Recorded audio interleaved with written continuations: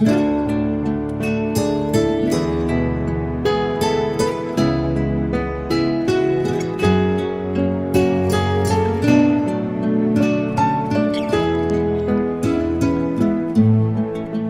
saludo especial, hoy es jueves 13 de noviembre, bendiciones para todos y bienvenidos. Aquí retomamos nuevamente nuestros podcasts que son de gran utilidad para todos ustedes, porque no solamente aquí les comparto la palabra de Dios de cada día con una aplicación para la vida, sino también algunos puntos importantes acerca de la historia de nuestra iglesia. Les doy a todos la cordial bienvenida y un agradecimiento muy profundo, muy especial a mis amigos queridos en Florencia, Italia, en Milán, después de haber vivido el retiro de Juan 23 en la ciudad de Bérgamo, al norte de Italia, también a mis amigos en Roma. Desde luego a ellos con todo mi corazón. Un abrazo especial para todos los que compartieron conmigo estos días de peregrinación, de misión, de descanso en la ciudad eterna y sus alrededores. Bueno, como todos sabemos, jueves eucarístico y sacerdotal. Un jueves como hoy fue instituida la Eucaristía. Un día como hoy fue instituido el sacerdocio. Que el Señor nos regale vocaciones sacerdotales y religiosas para la Iglesia y que de sus familias, estimados oyentes, surjan, florezcan las vocaciones sacerdotales para bien de la Iglesia y para bien del mundo, para bien de las almas. En el nombre del Padre, y del Hijo, y del Espíritu Santo. Amén. En nombre del Padre, en nombre del Hijo, en nombre del Santo Espíritu. Bien, al Espíritu Santo le suplicamos que guíe nuestros pasos, que guíe a la Iglesia, que le dé mucha sabiduría al Santo Padre, al Papa León, a todos nuestros obispos, a nosotros sacerdotes, que el Señor nos proteja, nos revista de su luz y de su gracia para poder guiar a su pueblo. Y a todos ustedes, queridos amigos oyentes, a sus familias, a los matrimonios, a los jóvenes, a los niños, a todos una bendición bien especial. Bueno, estamos nosotros conociendo algunos rasgos importantes de la historia de la Iglesia y vamos a comenzar hoy un capítulo muy importante que tiene que ver con el comienzo de la vida ascética, de la ascesis, del sacrificio, de la oración, de la abnegación, de la contemplación y el monacato. Vamos a ver entonces en estos próximos episodios algunos rasgos importantes de los orígenes de la vida ascética y debemos saber que hubo cristianos que abrazaron una vida plena de imitación a Jesucristo. Y más tarde, el ascetismo cristiano revistió formas características como apartarse del mundo, apartarse de los lazos familiares, y unos se fueron al desierto, unos empezaron una vida monacal.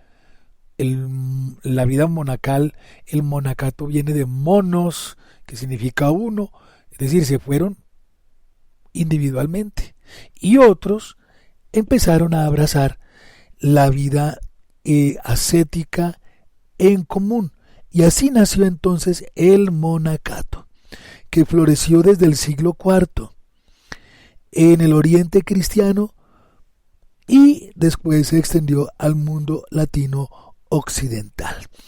De tal manera entonces que la vida ascética cristiana es tan antigua como la Iglesia, porque desde los mismos orígenes hubo fieles, hombres y mujeres que abrazaban una vida de plena imitación de Jesucristo nuestro Señor. Permanecían vírgenes, abrazaban la virginidad, guardaban castidad, guardaban continencia, practicaban la oración y la mortificación cristiana y se ejercitaban en obras de misericordia.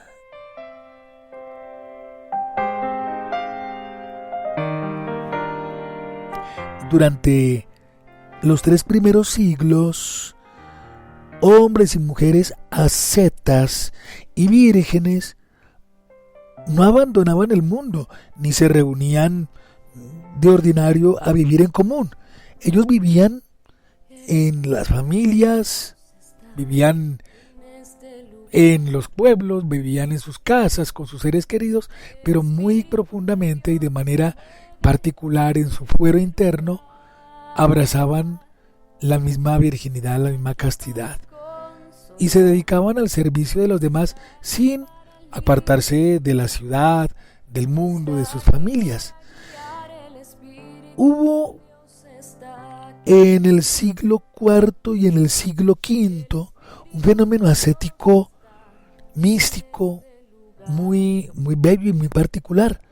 Hubo resonantes manifestaciones en los círculos propios de la aristocracia, y entonces hubo matrimonios cristianos de la nobleza como Paulino de Nola y Teracia, o Piniano y Melania, que se desprendieron de sus patrimonios, se desprendieron de sus bienes materiales y asumieron una existencia de fieles cristianos a Jesucristo, según las enseñanzas del Evangelio.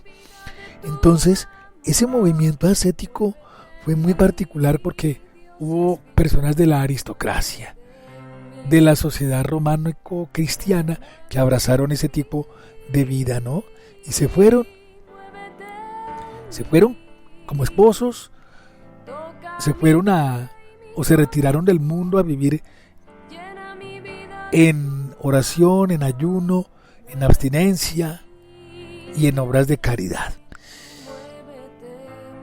Y esto fue muy bello, fue muy importante. Esto también después lo hicieron algunas viudas, algunas doncellas. Y la práctica de la castidad entre las mujeres, sobre todo, se incrementó a lo largo del siglo IV.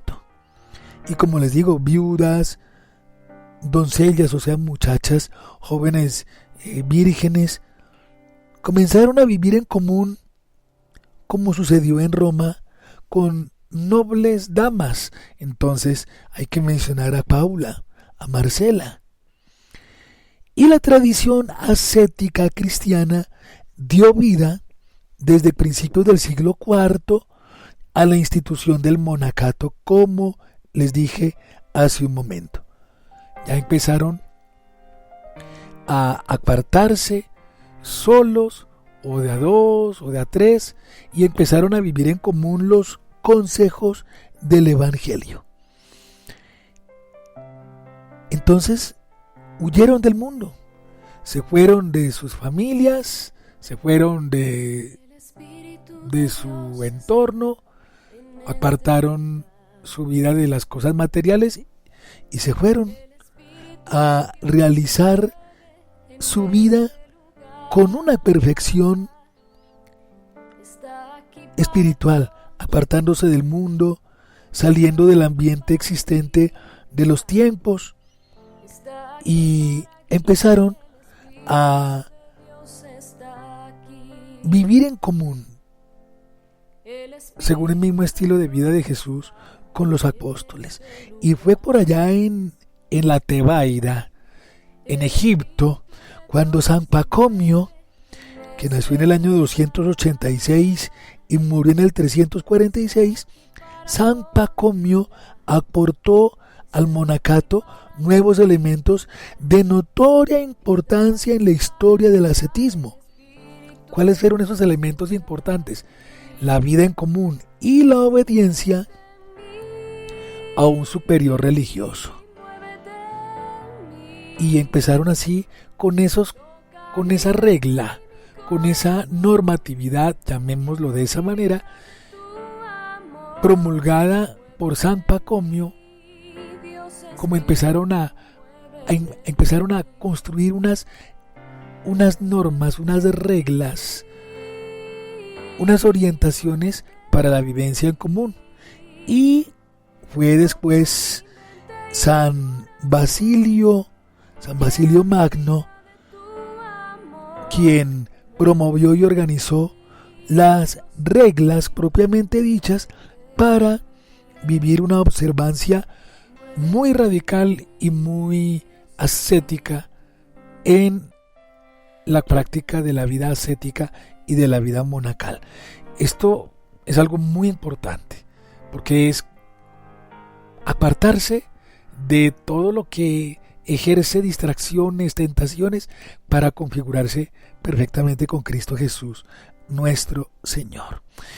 Entonces, esto es muy importante porque así se descubre también la madurez de la vocación cristiana. Apartarse de todo aquello que ejerce tensión, que distrae, que nos pone en una órbita muy sensual, muy distractora, que nos está llevando a olvidar en muchos aspectos la pasión de Cristo, a olvidar a Jesús nuestro Señor.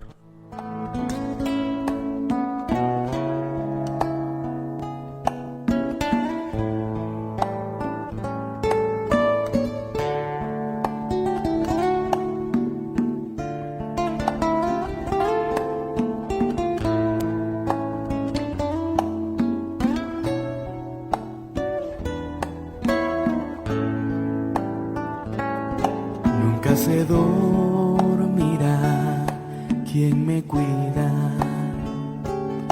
no me abandonará, siempre me ayuda. Él estará junto a mí toda la vida. Jesús, mi protector. Nunca se dormirá quien me cuida, no me abandonará, siempre me ayuda. Él estará junto a mí toda la vida. Jesús, mi protector. En los momentos más difíciles de mi vida, cuando en mi mente abundan los porqués. Bien, queridos hijos, acojamos la santa palabra de Dios, el Evangelio del día de hoy, jueves. Lucas capítulo 17. En aquel tiempo los fariseos preguntaron a Jesús: ¿cuándo va a llegar el reino de Dios? Él les contestó: el reino de Dios no viene aparatosamente, ni dirán, está aquí o está allí. Porque mirad, el reino de Dios está en medio de vosotros. Y dijo a sus discípulos: vendrán días en que desearéis ver un solo día del Hijo del Hombre, y no lo veréis. Entonces se os dirá, está aquí o está allí. No vayáis ni corráis detrás, pues como el fulgor del relámpago brilla de un extremo al otro del cielo, así será el Hijo del Hombre en su día. Pero primero es necesario que padezca mucho y sea reprobado por esta generación. Palabra del Señor. Gloria a ti, Señor Jesús. Mi verdad y mi vida, el que nunca me falla, el que siempre me ve. Te alabo y te bendigo, Jesús, mi gran amigo. Bien, yo quiero saludar muy cariñosamente a mi gran amigo Omar Carrillo y su esposa Mónica en Roma. Viví con ellos unos días muy bellos, muy importantes. A ellos un agradecimiento muy especial. A su hijo Omar Jr., que se ha enlistado en las filas del ejército italiano y me alegra muchísimo. Y también un abrazo especial a la señora Rita. Bueno, los fariseos le preguntan al Señor cuándo va a llegar el reino de Dios. Ellos tenían una concepción muy diferente. Ellos pensaban que el reino de Dios se iba a imponer por la fuerza, como el Imperio Romano, que se iba a imponer el reino de Dios como un reino mundano, como los reinos que están acostumbrados a imponerse, a luchar, a vencer, a someter a otros para dar el golpe de señorío y de victoria. Pensaban eso los fariseos, y el Señor pues les responde de esta manera: el reino de Dios no viene aparatosamente. Nadie puede decir es que el reino de Dios está aquí o está allí, porque el reino de Dios está en medio de ustedes. Y podemos decir que el reino de Dios es Jesucristo. En Jesucristo se resume, se condensa, está toda la plenitud de la divina revelación de Dios nuestro Señor. Es Dios en persona. Es Dios quien ha asumido la carne humana, de tal manera que Jesucristo es el reino de Dios, y Él está entre ellos, está entre nosotros. De tal manera que si nosotros nos acercamos a Jesús, nos ponemos en sintonía de Él, a conocerlo, a amarlo, a comer su cuerpo y su sangre, a vivir con profundidad los sacramentos, a nutrirnos de su palabra divina, estamos dando un paso importante y estamos abriendo las puertas para que Dios reine en nuestra vida. El reino de Dios es el reinado de Dios, la supremacía divina en la vida de cada persona, en la vida de la familia, en la vida de la comunidad, en la vida de la sociedad, en la vida de la nación, del mundo. Pero ¿cuánto nos hace falta para que eso suceda así? Nosotros pensamos en todo menos en darle a Dios nuestro Señor el lugar que merece. Entonces el reino de Dios, ya lo hemos dicho, se da en Jesucristo. Lo podemos ver, lo podemos palpar, lo podemos sentir, y más aún, lo podemos comer, y Él nos va transformando, porque el reino de Dios empieza a gestarse desde dentro de cada persona. No es como los demás gobiernos e imperios que surgen desde arriba y someten de arriba abajo, someten, se imponen. No, aquí es lo contrario. Aquí no es por la fuerza. El reino de Dios empieza desde la sencillez y la nobleza y pureza del corazón, y va purificando las intenciones, va con su sabiduría dando la fuerza y la plenitud para hacer lo que Dios quiere. Pero todo surge desde el corazón, todo surge desde la conciencia que debe ser recta, desde la conciencia que sabe y tiene la conciencia, perdón que diga, que repita esto, que tiene la conciencia de la presencia de Dios. Esto sí que es importante. Dios se hace presente y el ser humano toma conciencia de la presencia de Dios, y cuando el ser humano hace eso, pues está maduramente, atentamente, seriamente construyendo el reino de Dios en la vida. Cuando el ser humano es capaz de tener la conciencia de la presencia de Dios, ocurre la conversión, ocurre el abrir el corazón a Dios, y me da dolor, me da tristeza, me da vergüenza cerrarle las puertas a Dios nuestro Señor. Entonces, todo surge desde la conciencia de la presencia de Dios, todo surge desde el lugar más íntimo del ser humano, que es allá la conciencia, y desde ahí empieza a crecer la presencia de Dios en cada persona. No podemos pasar la vida sin tener la conciencia de que Dios está presente entre nosotros. Esto es lo que el Señor quiere decirnos. Si le dicen el reino de Dios está aquí o está allí, no vayan corriendo detrás, porque no debe ser así. Es de una manera tan sutil y tan elemental, tan bella, que el reino de Dios llega, que no tenemos necesidad de hacer alardes, de ser y de buscar lo fantasioso, de buscar lo estruendoso, sino lo básico y sencillo de la vida, que empieza en el corazón. Bueno, entonces, con estas premisas, con esta sencillez que el Señor nos regala, pido a Dios que ilumine sus pasos en el día de hoy. Tarea para hoy: permitir que el reino de Dios crezca en nosotros. ¿Pero cómo? Con la conciencia, con la absoluta, el conocimiento, la absoluta serenidad de que la presencia de Dios está ahí en nosotros, a nuestro lado. Esa es una de las principales faltas nuestras, que vivimos y pasamos la vida sin tener la conciencia de que está presente Dios. Vivimos como si Dios no existiera, como si Dios no nos viera. Y ese es uno de los extravíos más grandes del ser humano.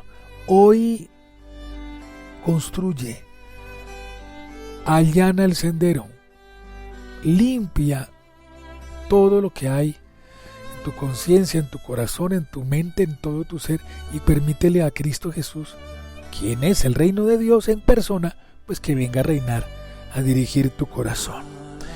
Entonces, que tengan un lindo jueves, una bendición muy especial, que Dios les bendiga, que Dios les proteja. Un feliz día. Chwała Chryste, chwała Chryste.